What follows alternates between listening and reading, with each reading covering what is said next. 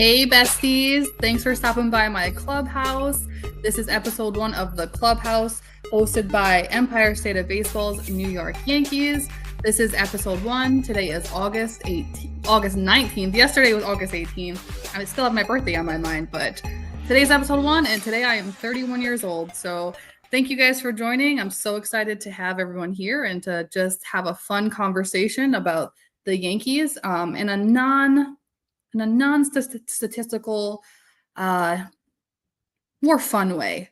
For everyone out there who's watching, who's listening, if you don't know me, my name is CIARRA. I am a member of the Empire State of Baseball family. I first joined the New York Yankees side of the house on Twitter. I host a Bronx take every Thursday at 1 p.m. Eastern. We do a Bronx battleground. We talk New York Yankees previews, all the good, all the bad. And Rich has graciously given me my own show starting today. So thank you so much to Rich, Tom, Joe, and Corey. I'm so happy to be a part of this team. With that being said, we are live today on YouTube, powered by StreamYard. We are live on Instagram, and we are live on the artist formerly known as X. So before we get into tonight's itinerary, I do want to introduce my very first co-host, because moving forward, there will be a new co-host every week. That is the whole point of the show, to bring a different voice on screen with me every week, to have a fun conversation. So with that being said, I'm going to introduce you to the godfather of Twitter Spaces, the co-founder of Empire State of Baseball. You know him, you love him, or maybe you don't, but his name is Rich Rivera. So Rich is going to join me now. Oh, here we go. Here we go. Is this the Clubhouse you invited me to? Look at this place. It's so pink. So pink. Thank you for having me on. Really do appreciate being guest number 1 of episode number 1 of season number 1 of the Clubhouse here with you, CIARRA. Yeah, thank you so much for coming. Before we even jump into it, how are you doing today? How are you feeling about the Yankees? I'm feeling good. The Yankees didn't play last night, so they didn't lose last night. So, the vibes are high. They're going to get into a 2-game set against the Rays today. And from what I understand, at least when we spoke before the show got on the air, it looks like the Yankees are in a rain delay right now. So listen, folks, this is the time to hang out with us and talk Yankees while we're in delay right now. We're your perfect rain delay entertainment, I would say, CIARRA. Yeah, I would personally like to think that Giancarlo Stanton went ahead and asked somebody to make the rain turn on or something so that everybody can come watch my show, because he knows that I'm hosting, which means we're going to talk about him at some point. Just saying. Before we jump into the itinerary, I do want to ask the chat and anyone watching to drop their Clubhouse confessional over on our YouTube channel under this video. Not in the live chat, please. I want you to do it under the video itself. I want you to tell me, if the New York Yankees were in a reality TV show, who would cause the most drama in your opinion? Go ahead and drop that over on our YouTube channel. I would love to hear everyone's opinion. I have my answer, but I will save that for next week's episode so that we can kind of see where everyone's at. No, I can't wait for it. As a reality TV show fan myself, and one who loves such shows as Big Brother and Jersey Shore, very used to the confessional. So I'll be ready to drop my own little confessional here on these New York Yankees. But CIARRA, listen, hey, look, I'm seeing right now, get a lot of love from this chat in your first episode here. Yeah, shout out to the chat. I see a lot of familiar faces down there. So shout out to Jacob, always the first one in the building. Shout out to Jack. Thank you so much. Jordan, thank you, bestie. Joe, love to see you here, especially since you're a Mets fan. My favorite co-host, Chris. My other favorite, Chris, CK, Big Slick. Love to see you here. Hey, K-Dog. Hope everything's going well. And Alana's here. I love to see that. Thanks, Alana. Hey, I also see my birthday and name twin CIARRA is representing from the artist formerly known as Twitter. So thank you so much for the chat. I did a disservice on last night's episode of Empire State of Baseball because I was all in the middle of a crazy show with 3 of my guys here that I completely forgot to shout you out for a birthday shout out yesterday on Empire State of Baseball. So happy belated birthday officially over on YouTube, X, and Instagram, CIARRA. Hopefully it was a great birthday yesterday.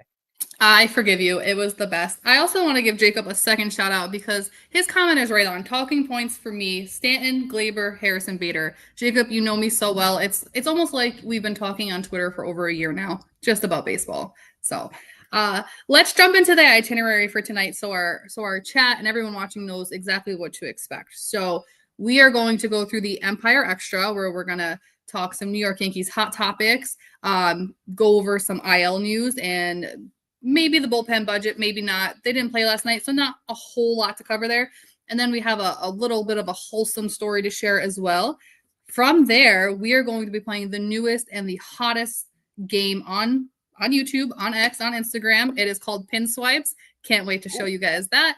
And then we will round it out with the Bronx is Burning, where I'm going to put Rich on the hot seat and just fire off questions to him. Now, they are not going to be, how many home runs did Judge hit last year? They're going to be silly. They're going to be the questions that we really want to know. When we're watching baseball, or at least when I'm watching baseball, I am thinking, what is Jazz going to eat for dinner tonight? Is he going to get Italian, or does he want like a nice medium rare steak? So those are the types of questions that are going to be thrown at Rich. But with that being said, we're going to jump right into the Empire Extra. Now, before logging on, this was not even in my itinerary, guys, but I couldn't help but bring it up. So Aaron Boone recently came out and said that he does not think Judge will be back in the field anytime soon. He's not sure when he'll be throwing. He doesn't think he'll be throwing the way that he typically does. Interestingly enough, Judge came out and said he is not sure why Boone said that. He has not seen him throw in 2 weeks. It's interesting to me because Judge doesn't speak out against Boone. Judge doesn't speak out against anybody. Judge is pretty much a silent leader. It's actually one of the most infuriating things to me about him being our captain, right?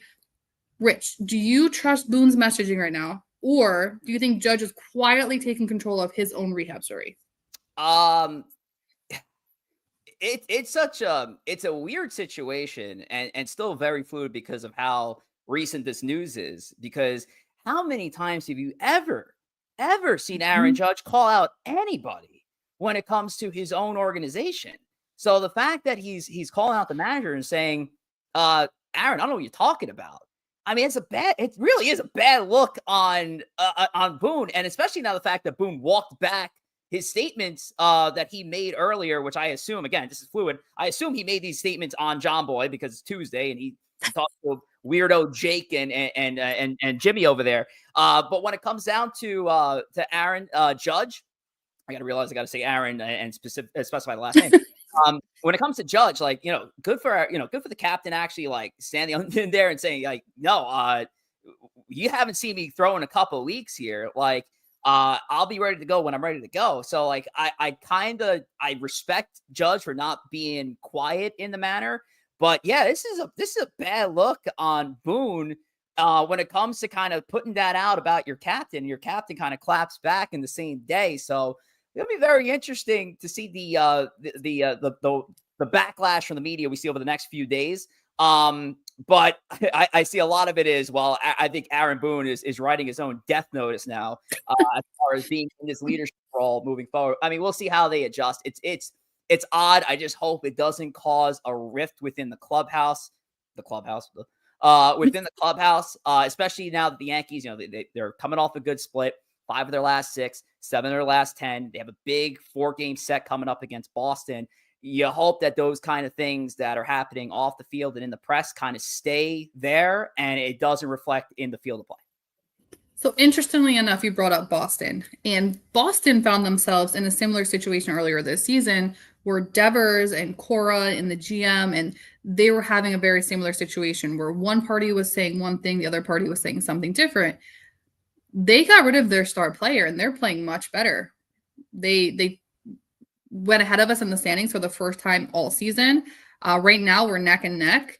But with that being said, over on a Bronx take, we have talked about how dysfunctional this clubhouse has been and the disconnect between Boone and Matt Blake and the players. So I feel like we're finally seeing it, play out in front of us. It makes me wonder what has been happening behind closed doors all this time, right? Now players are finally starting to show their frustrations. And part of me wonders if they feel like it's okay now because all the old timers came out and spoke out against this current Yankee regime and kind of their lack of fundamentals, their analytical thinking, and just the really bad decisions that are being made. So I hope that this kind of blows over for the sake of us fans so that we don't have to watch the Yankees spiral the next couple weeks. There's still a lot of baseball left, but it is very interesting. Guys, since you're here, you probably already follow us on Twitter, but if you don't, head over to X and follow all of our accounts. The main account, ESB Podcast, the sub accounts, ESB NYY for the Yankees, ESB NYM for the Mets. Don't forget to follow. Or don't. I was trying to be nice to our friends across the river. Screw them. Don't forget to follow Boogie, Chris, myself, Rich, and Tom. All of our handles are down here at the bottom.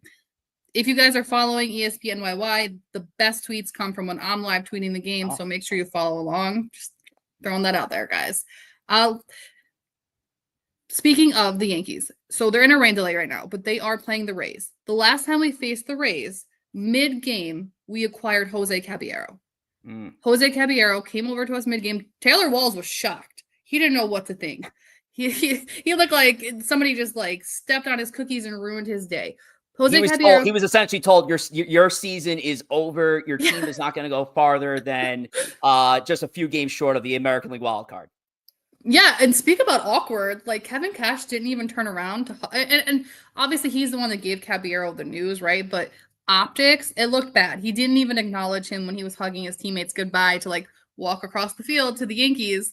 I did like his response though in the post-game presser. He said, "You know what? At the end of the day, whoever won, I was winning because I was on both teams." So I like that. But so we go down to Miami. Everybody we trade for just kind of falls apart. Everything implodes on us. For whatever reason, Miami is a house of horrors for the New York Yankees. Jose Caballero, he gets put in a pinch run. He does a good job, but then he goes in right field and makes an error, and he just adds to the loss. Fans hate him. They just booing him. They don't think he should be in right field. It was a bad decision. I won't lie. I was one of the people that said it was probably a bad decision. But if we look at what he's done since joining the Yankees, it's really hard to say that it wasn't a good trade. So 39 stolen bases for the entire season, 5 since becoming a New York Yankee, 2 on Sunday. And he has a good slash line. Rich, when you're looking at Jose Caballero, do you think the Yankees made the best possible decision to bring us a utility infielder / outfielder, especially with, Oswald Cabrera just done for the season? What are your thoughts on that?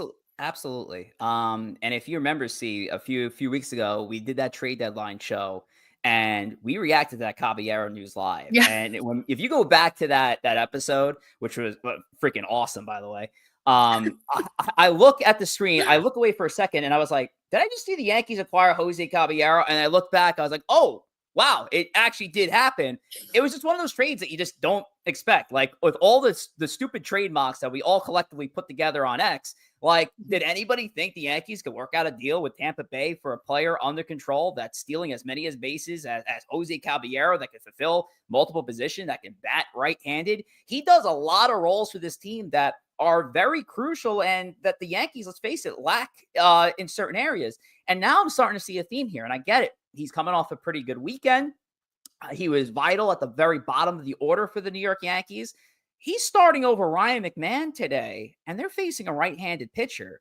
Have we seen a new strategy when it comes to using Caballero? Is Caballero going to find himself in a role where he's going to be playing a lot more games at third base?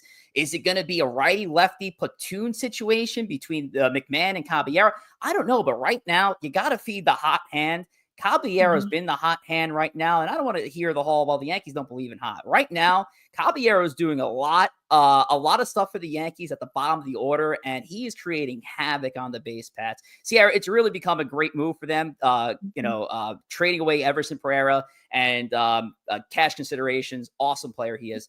To get Caballero, it's been working out. Great deal for Brian Cashman, the Yankees. First of all, cash considerations is my all-time favorite player. Okay, he can do no wrong. Yeah. But I truly believe Caballero is a great addition to this team. I love seeing Volpe get to take a seat yesterday, not yesterday, we were off yesterday, but Sunday so that Caballero can play shortstop. Volpe really needs it. He's been struggling. He looked really good coming out of the second half, but he's reverted back. So to see Caballero kind of move into a role where he can play short, he can play third, he can play right field. We finally have that utility guy that we've been calling for, right? We had IKF, but this feels so much better. Will Warren came out and said that Caballero is a pest. He said everything he does is just like it drives pitchers crazy. So he has that grit that the Yankees truly need, and I'm so happy to have him on this team. Hopefully he gets his revenge against Tampa tonight. It's always nice to go play your old team and do some damage. It seems to always happen to the Yankees whenever we play an ex-Yankee. I mean, look at Boston. Carlos Narvaez killed us. So hopefully Caballero can do that to the Tampa Bay Rays. Absolutely. Jack agrees with you. He thinks that because they are playing the Rays is why they are playing tonight. Why he's playing tonight. I think I read that right. Yeah, I don't know. He agrees. He agrees, but he also thinks that the biggest reason why he's in there is because he's playing his former team, and it could be the case. Obviously, who's going to have a better scouting report of his own teammates than Jose Caballero himself? It is interesting though, and maybe this is going to be more something we're going to have to examine more in the Boston series. Who's going to get the majority of playing time when there's a right-hander on the mound? Are they going to go with McMahon because he's a lefty, or are they going to go with the hotter hand than Caballero right now? It'll be very interesting to see how it plays out. Before we move on to talk about my favorite New York Yankee, last question on Caballero, because he just makes me so excited just watching him play. When was the last time we had an instant impact guy, right? Was it DJ? Was it pre-DJ? And do we think that this is going to work out long term, or are we going to see, unfortunately, what happened with DJ or Rizzo or anybody else that we thought was going to be here long term to help us? Instant impact, as in like they were just a hot start from the very beginning. So I would say, it's interesting with Caballero considering what his debut entailed in Miami, but ever since it's been great. Honestly, I'm surprised at you of all people, Ciarra, that of all the hot start Yankees that you don't mention is Harrison Bader. I mean, I know he was on the mend for like that first month, but like talk about an impact. I mean, he's the sole. Call me out for if you want, people. Harrison Bader was the biggest reason why the Yankees got as far as he did in the 2022 playoffs. And so you talk about instant impact. He was certainly that guy. Could Caballero be that guy? Yeah, I think he's just going to be a lot more dynamic than some of the players we've seen the Yankees brought on at the midseason deadline. Again, I'm a big fan of the pickup, and I'm happy he's going to be here for a little bit. I don't know if Boogie's out there listening somewhere, but I'm sure you just gave him a heart attack mentioning Harrison Bader and how good he was in 2022. He doesn't like to bring that up because he came over here in a walking boot. But Chris, we are 16 minutes in and no mention of Stanton yet. So I love me some Big G. He is my favorite player. He's Chris's favorite player. Let's talk about Big Daddy Stanton real quick. Okay. Stanton has always been I'm gonna get kicked off of YouTube. Stanton has always been that power bat, right? Like part of the lineup, but we know that he's injury prone. It's nothing new to the Yankees. We acquired him after an MVP season. I don't care what anyone says, it wasn't a bad trade. Cashman did the right thing. But, Stanton started off this season with 2 cooked elbows. He carried us in the playoffs last season. He got the ALCS MVP. Talk about not being able to go far without a guy. Stanton brought us to the World Series, and everybody else let him down. I just want to see my guy get a World Series ring. But anyway, so he started off the season with 2 cooked elbows. He's finally off the IL. It took him a minute to warm up, but he's been sizzling hot. However, with Judge's injury, he's kind of had to take a step back and revert to a bench role, which is not what he's used to. Now, in the past, Stanton hasn't been a very good pinch hitter. However, this season, he's extremely clutch. We saw him get a pinch hit walk on Sunday that really helped the Yankees get going.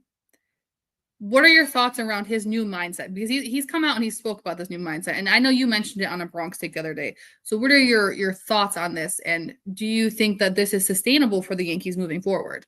I love it. And just because you don't have the captaincy attached to your name doesn't mean you can't step up as a leader of your clubhouse. And he is he is a big leader in that clubhouse. The only clubhouse I know of is the clubhouse I currently sit in right now. I'm not there for the conversations, but Stanton has got, I mean, it's been put out in the press so how Stanton is the one when the Yankees are on the verge of getting swept. He's like, we're not getting swept, guys. Like, he's that first one that's out there, at least from what my knowledge is, what the press is putting out there, that he's communicating that to the rest of his teammates. It's awesome. I love this new approach that Giancarlo has. He's ready for anything and everything. He knows there's going to be a spot for him at any given moment of a ball game, whether it's coming off the bench in a pinch hitting situation. It's a spot that historically he was not good at, but he's willing to take the very important at bats late in games. If he's starting in a position that he hadn't played since 2023. And let's face it, he's, as of right now, he's been serviceable. Has he been great out there? No. Has he been borderline good out there? No. Ball gets hit to him, though. He's going to make the catch. He's going to make a decent throw in. But you also don't want Giancarlo Stanton getting hurt out in right field. So, like, yeah, I would probably avoid him trying to make an amazing diving catch out there. And I understand it might preserve a lead or it might be a game winner for another team. But the most important time of the year is the fall, not only for pumpkin spice lattes, but for Giancarlo Stanton to do his damn thing in October. So we want Stanton to be in full health when we get to the most important games of the calendar year in baseball. I love what Giancarlo is doing, and I love that he has been the ultimate team player and leader for this team. Yeah, we definitely want Stantober to show up come postseason, right? We don't know what Judge is going to do. Judge, typically, or not typically, but lately doesn't show up for us in the postseason, so we need Stantober. Now, he is playing today, but Boone did say he will rest the next 2 days versus Tampa to be prepared to play Boston. It's interesting because he just had 3 days off recently, and it was stated that it was because he was having a hard time recovering. So hopefully after tonight's game, he can recover quickly and be ready for Boston because we have to beat Boston. There's no other options at this point. We have to gain some ground there. Listen, guys, if you aren't already subscribed to us on YouTube, you're already here. You're already in the chat. Quickly hit the subscribe button. Help us out. Hit the like button. Drop some comments, not just for me, but for the entire Empire State of Baseball channel. You have the core four, Rich, Tom, Corey, and Joe, who are on Monday nights. First time anyone's ever dropped that. The core four. I kind of like that. I will now be here Tuesdays, and my favorite Mets fan, Keith, will be here tomorrow night to represent the Mets side of the house. So show some love to everybody. We are also doing a subscriber giveaway. So if you can get us to the subscriber count over 500, the core four will be giving away a David Cone signed ball. They are going to announce it next Monday. You must be subscribed on YouTube. You must like episode 137 because they're giving it away in episode 138. So if we do the math, 137 is where it was announced. You must leave a comment on episode 137. And then, like I said, Sunday, August 24th, 11:59 is the last comment you can leave. They will be giving it away Monday, August 25th, 8 p.m. Eastern. David Cone autograph ball. Hashtag ESB 500 is the comment to leave. So go ahead and do that if you haven't done so already. That's a pretty cool prize. I wish I could win it, but I'm a part of the team, so I feel like that's cheating. Listen, I don't know everybody's burner emails out there, so listen, go away, go for it. As far as I know, only me, Tom, Joe, and Corey, and our spouses can't win it because obviously we can't be doing that kind of stuff around here in one of our first contests on Empire State of Baseball. But no, I do appreciate it. It's gonna be a lot of fun for the Monday episode, giving away a David Cone autograph ball. So we get to satisfy both Mets fans and Yankees fans because Cone had a good career on both sides. So very, very good stuff there. Yeah. I'm excited to see who wins. Listen, guys, we're going to play the hottest new game on YouTube. I've never seen this done before. And if someone says they've done this before, they're definitely lying because Rich and I cooked this up together. I really wanted to bring my love of trashy reality TV shows to you guys. And I know there's a lot of you out there that use Tinder. I'm not judging. It's useful. So we're going to jump into a game called PINSWIPES. And the way that works is we're going to tonight's PINSWIPES is going to be New York Yankees prospects. And if you want for them to come up to the big leagues, I want you to put a heart in the live comments. If you want to leave them in AAA, I want you to put a red X, okay? Do it as we're going through each person, and then we can tally up and see who got the most love, who's making that jump to the big leagues. And I'm begging you guys, please don't be so predictable, okay? Okay? Listen to what I'm saying, the fun facts, the stats. Don't just pick the fan favorite. Go with your heart, okay? Because not everybody, just do that. Go with your heart. But let's get into it. I'm excited to introduce you to our very first pin swipe contestant. His name is Spencer. He's 24 years old. He plays the outfield. You might know him as Spencer Jones. Red Sox fans swear that he's 35 years old, but he's only 24. He is the hottest Yankee prospect in AAA at this very moment. A lot of people want to see him come up to the big leagues right now. But again, don't be so predictable. Spencer Jones is on a tear lately. In his first 19 games with Scranton, he did with AAA, he belted 13 homers. Listen, 422 average, 1.422 OPS at the trade deadline. But, he did have back spasms, so he didn't get traded. Are we sending Spencer to the big leagues, or are we keeping him in AAA? Well, first, if this was an actual dating profile here on PINSWIPES, I mean, Spencer's got to put his height down because boy is big, and some singles out there would probably not be happy looking up at a skyscraper on date number one. But as far as him getting called up for September, CIARRA, I'm not sure if it's going to be Spencer's time just yet. I like Jones. I like what he's doing. I know he's kind of cooled down a little bit since that spurt he had of offense for over a month and a half. His average has gone down to 296, still really good. But I think at this point with Spencer Jones, I think it's best served if he stays put where he is. And the other thing we have to realize, the minor league season is going to end a little early into September. So there could be an opportunity where you can bring some guys in and kind of get them used to the flow. But at that point, I'd rather not start that clock this soon. It's going to take another major outfield injury for us to see Spencer Jones up here. And I'm not going to put that bad juju on this team right now. So I'm going to swipe left here and unfortunately throw Spencer Jones the X for now. What do you think? Listen, I'm going to swipe left because we have 75 outfielders, right? We have Dominguez, who doesn't get enough playing time. We have Stanton, who we don't want in the outfield, but he has no other choice right now. We have Caballero. We have Cody Bellinger, and we have Trent Grisham. And it's really hard to take Trent Grisham or Cody Bellinger out of the outfield right now because they are both playing so well, both offensively and defensively. So I'm sorry, Spencer. Even though you're large, you're going to have to stay in AAA for me. Yeah, I would agree. I mean, the chat doesn't. There's a lot of love here for Spencer Jones. Jack, Jordan, CK, super swipe from CK. We didn't even have that option in here. That man knows a good dating app. I love it. But yeah, I think just right now, I just don't think it's the time for Spencer. Although we love to see him up in the big league level in the near future. But let's take a look at number 2, right? Yeah, let's jump into it. So we are introducing a 26-year-old. His name is Harrison Cohen. He is a New York native. So he's completely undrafted out of college. He has come up through the Yankee system. So he trains in New York. He's always played in New York. He's from New York. He wants to stay in New York. Harrison, since his promotion, so he's promoted on June 12th to AAA.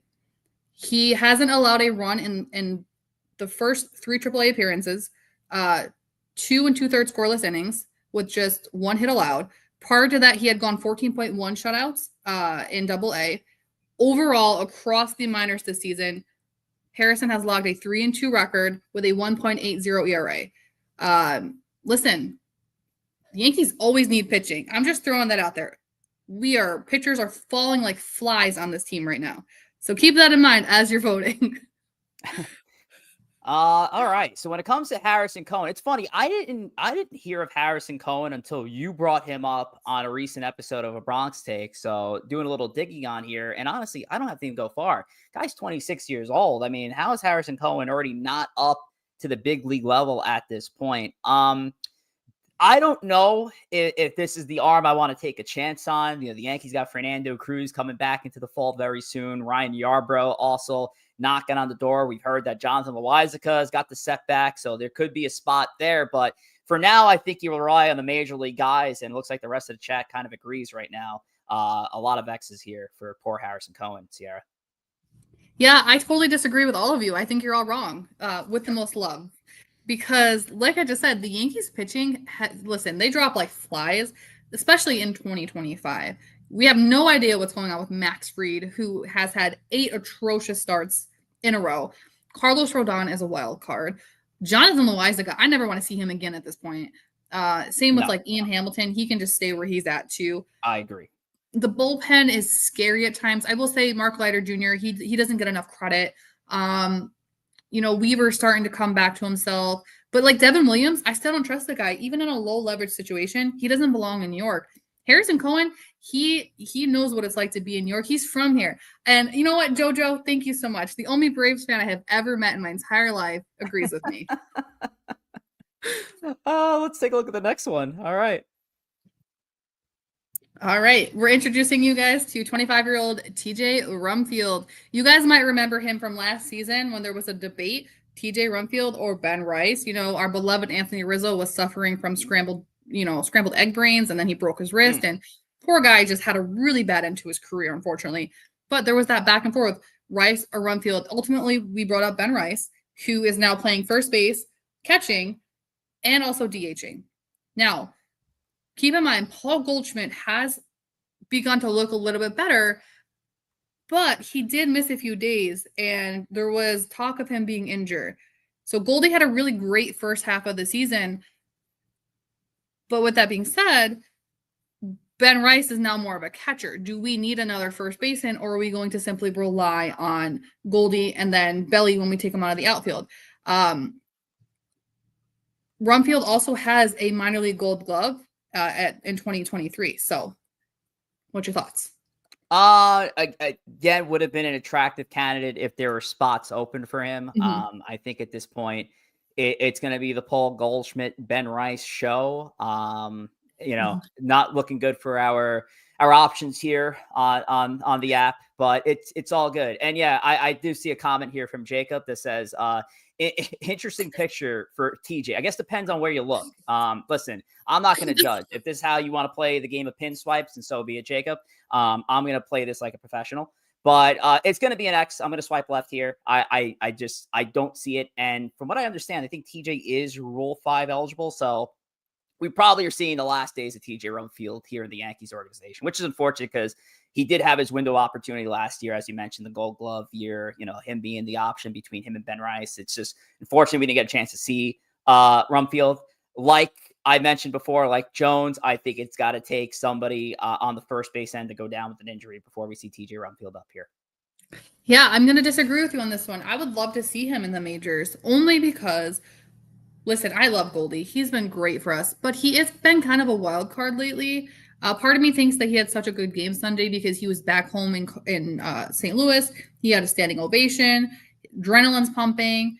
We don't know if that's going to continue. He's been kind of slumping. So I would like to have another option because I don't want to see Cody Bellinger come out of the outfield if he doesn't need to. So I'm bringing TJ up to the majors. And honestly, I'm sending Austin Wells down and keeping Ben Rice behind the plate. Oh, see, look at you. You're going to win a lot of fans over episode 1 here. A lot of Austin Wells detractors here in our chat. I love it. All right. Let's see what we got next. Who's our next option here, C? So we have two contestants left. We are going to be looking at Kenta Maeda. So Kenta is 37. He's kind of old. Good God. Not as old as Boogie, but he's kind of old. The Yankees released Marcus Stroman and they turned around and they signed Kenta Maeda. Now, in my opinion, it didn't make a whole lot of sense. Yes, Stroman was struggling, but Maeda's numbers were worse than Stroman's. So I don't really know if it was just like a beef thing. The Yankees just had enough of Stroman and his social media drama and his, I don't know, like his not caring attitude, I guess you could say. But Maeda signed a minor league deal with the Yankees in August. He was assigned to AAA. He did win he was a Cy Young runner-up in 2020. Now, there's plenty of Cy Young winners out there that suck now, so that doesn't really mean anything to me. Over 9 MLB seasons, Dodgers, Twins, Tigers, 68 and 56 with a 4.20 ERA. He does have over 1,000 strikeouts. That's the third most among Japanese-born pitchers. But this season with Detroit, he posted a 7.8 ERA, 7.88 ERA, and 7 relief appearances before he was released and ultimately sent to the New York Yankees to be fixed by Matt Blake, possibly. I don't know what you could fix with Kenta Maeda. I mean, the fact that we saw a 37-year-old on this app is kind of crazy. There are other apps usually meant for that select group here. Also, Kenta Maeda does not look 37 in his picture. He looks like he's at least 52. So shout out to Kenta Maeda for not doing anything with his skincare. He's like reverse catfishing. Yeah, I think, listen, for when it comes down to the Yankees and Kenta Maeda, it seemed like this was the move to make when you let Marcus Stroman go. You needed depth in the system. You gave this guy a shot. Fantastic, great, good for Kenta. He gets to play a little bit more baseball before his career inevitably ends. But there's no room for him whatsoever on the Major League club. So I am absolutely 100% swiping left on Kenta Maeda here, Ciarra. I am 200% swiping left on Kenta Maeda. First of all, you're 37. Why are you on PINSWIPES? You should be on like Plenty of Fish or whatever it's called at this point. And I agree. Nothing wrong with Plenty of Fish. By the way, nothing wrong with Plenty of Fish, folks. Just want to put that out there. All right? Nothing wrong with Plenty of Fish. Putting Kenta Maeda on Plenty of Fish too, Ciarra. That's a move. But even with the bullpen kind of being stretched thin and the starting pitching, the starting pitching isn't going more than 5 innings, and that's why the bullpen is struggling so much right now. Even with all that being said, Kenta Maeda is the last person on PINSWIPES that I would take my chances on. He can stay in AAA so that anybody who's injured can take their rehab, get their free home runs off of him, and make their way back up. Okay. All right. Well, so the options aren't looking good here. See, I've swiped left on everybody. But let's take a look at our final hopeful here. I'm not feeling hopeful for you at all, Rich. You might go home alone tonight. Duke Ellis, 27-year-old outfielder. Oh. You guys probably remember him from the World Series roster last year. Still don't know why he was there. He was added, just for a little bit of versatility, and he's fast. He had a torn meniscus. He's been on fire, batting over 420 or batting 425 over 31 games, 21 runs, 11 RBI, 23 stolen bases in the last 17 games. His father, Robert Ellis, pitched for the Scranton Wilkes-Barre team, and Duke also, like I said, he was on the World Series roster last year. He also had a stint with the White Sox. Poor guy. Feel bad for anybody who ever had to play in the Chicago White Sox organization. So what are our thoughts on Duke Ellis? Holy shit, Chris. Let's damn. All right. Believe it or not, I'm actually swiping right on Duke Ellis. Oh my God. One of the things you just mentioned, speed. And I'm not looking for Duke Ellis to be anything more for this Yankees team right now. Is a guy you just call on late in the game, off the bench, to steal you a base. All right, Duke, we'll see you replace in the next inning. This is a role that I'm going to tap into Kansas City Royals' recent history. This is a role that Terrence Gore perfected for the Kansas City Royals. That's all he was. He was a mercenary on the base paths and only used to be brought in for those spots, steal a couple of bags, and he wasn't even taking the field. Terrence Gore, I think, I want to say he stole more bases than he had plate appearances in his first year of his career. I mean, it was wild stuff. That's kind of the role I kind of want to see Duke Ellis in. So believe it or not, I might be the only one here that says this, but I'm swiping right on Duke here. You are 100% alone in this. The first time I ever saw Duke Ellis' name in the New York Yankees organization, I thought he was a Grey's Anatomy character because, Ellis Gray, Ellis Shepard. I was like, oh, he's just another one of the Gray Shepard kids. We're just introducing a new character. But no, he's a baseball player. He was on our roster last season, but because the Yankees don't run the bases accurately and also they couldn't get on base, he wasn't very useful. Now, with that being said, I want to see the Yankees continue what they've done over the last, 7 or 8-ish games.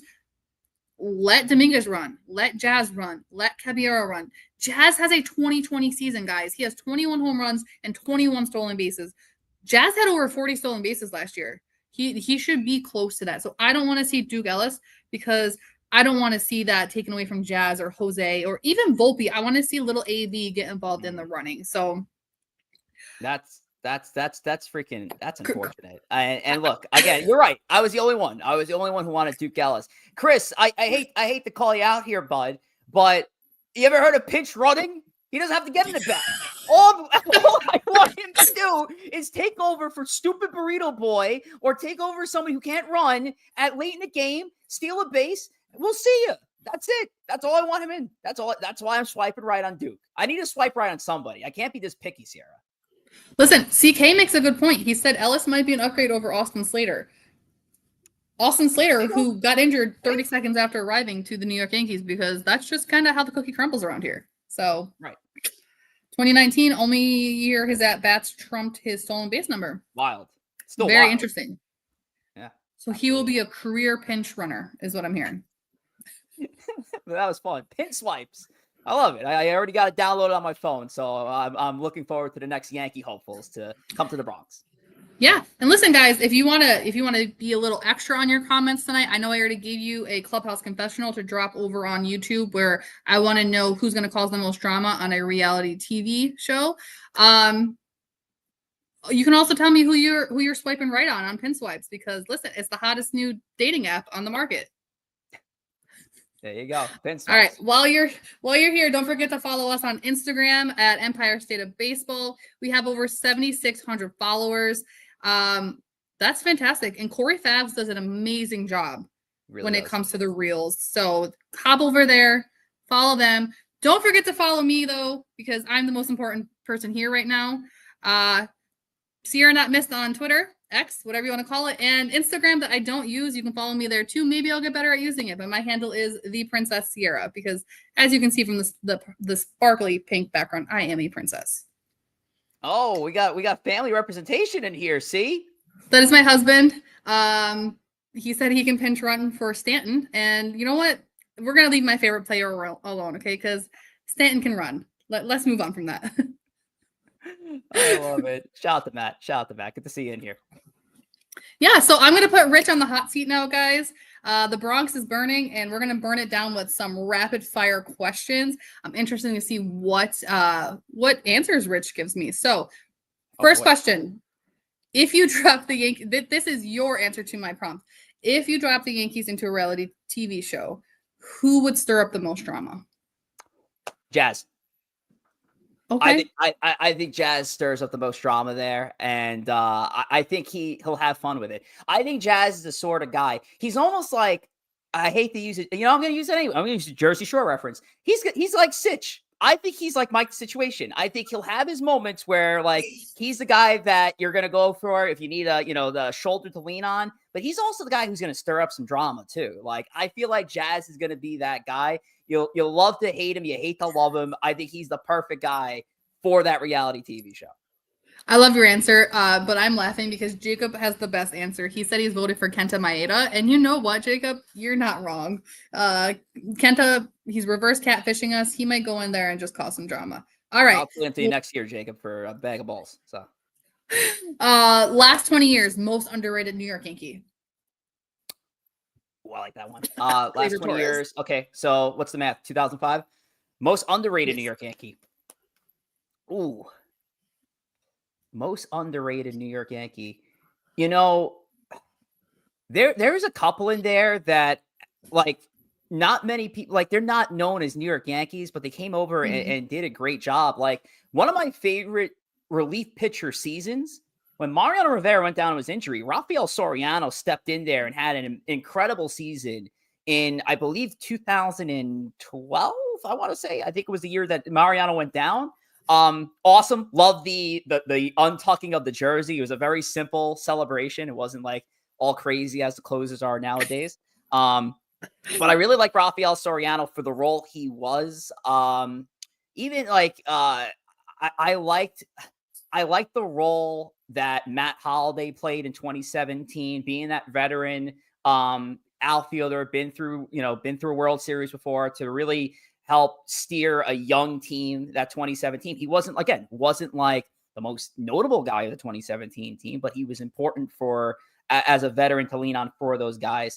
If I had to go with a third, I love Gio Urshela. I mean, I thought for what he did, for what it cost to get Gio, which was nothing. which it was basically a Kenta Maeda and a bag of potato chips to get Gio Urshela, and he was great. And I hated when they traded him for Josh Donaldson. Those are three that just come off the top of my mind. I'm sure there are better answers out there. Listen, I actually love your Soriano answer because one of the hardest roles in New York Yankees baseball is to be a closer, especially following Mariano Rivera. So that's super difficult. I love that answer. And I love Gio Urshela. So DFA someone right now. Devin Williams. Easily Devin Williams. I don't give a shit what you paid to get him. I don't care. By the way, Ciarra, it's really not a PG show. It's up to you. But like, I don't care what it took to get Devin Williams here. And I understand the role that he was in. His role is completely diminished from where he was at the beginning of the season. I don't know if I even trust him to be the first guy out of a bullpen because he might make a 7-run lead, a 4-run lead. And I don't know if I want that right out of the bullpen. He's the last guy I call on if we get late, if we're in a 14-inning game and he's out there. I'm telling a position player to warm up before I throw Devin Williams' ass out there. DFA Devin Williams today. And shave his face on the way out. Make him earn it back. All right. A Yankee tar and feather. I like it. Okay. All right, Rich. So you've been to Yankee Stadium multiple times. I consider you a foodie at this point. Oh, wow. Yankee Stadium food. What's your number one draft pick? Actually, it's a recent one. LaBelle's. LaBelle's steak sandwich is really good. That's up, I think, in the 300 to 400 concourse. As far as I know, I think it's only one spot to go and get them. Kind of pricey. So, come hungry, come with an open mind. And let's face it, you're paying for an experience and not just paying for a food item. I would say LaBelle steak sandwiches. I still have yet to try the 99 burger, believe it or not. So I've been meaning to get there, but I would say LaBelle steak sandwiches. Shout out to Chooch for introducing me to that a few weeks back. So if the steak sandwich is bad, I want you guys to blame Rich. It has nothing to do with me. Okay, so if you go try it and you don't like it, that's all him. And this is Ciarra's last episode of the Clubhouse. So thank you very much, everybody. Appreciate it. Getting kicked off. All right. What is a more annoying slump to you? Your best hitter, so like I guess you could say Aaron Judge, slumping just like crazy, or your ace pitcher giving up bomb after bomb, game after game? Probably the ace pitcher. I mean, that's tough. It's just tough. And I look at what the Yankees had last year in the season where they end up going to the World Series.